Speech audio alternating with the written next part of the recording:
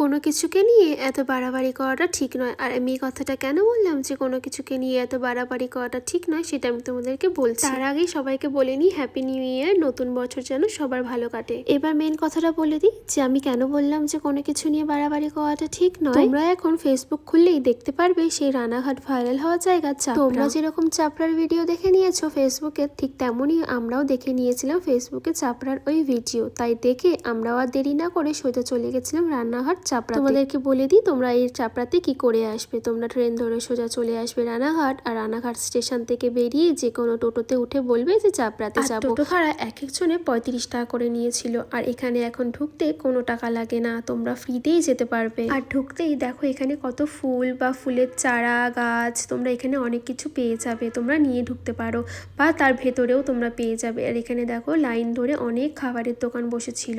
তারপরে গিয়েই তো আগে ভিডিও করে নিয়েছিলাম, রিলস তুলে নিয়েছিলাম। এবার একটা কথা বলে নিই, ফুল এমনই জিনিস না, ফুল গাছেই ভালো লাগে, ছিটতে নয়। প্লিজ তোমরা যারা যাচ্ছ সেখানে ফুলের গাছে হাত দিও। আর আমরা যেই টাইমে গেছিলাম সেই টাইমে ফুল কম, মানুষ বেশি দেখেছি। হয়তো আমরা যেভাবে দেখতে গেছিলাম সেরকম আমাদের মতন অনেক পাবলিকই দেখতে গেছিল। এই অনেক পাবলিকের মধ্যে কিছু পাবলিক গেছিল যেখানে ফুল দেখতে নয় ফুল ছিঁড়তে গেছিল। তাই তোমাদেরকে বলছি তোমরা তোমাদের বাড়ির ফুলগুলোই ছিঁড়বে, এখানে এসে কেউ ফুল ছিঁড়বে না।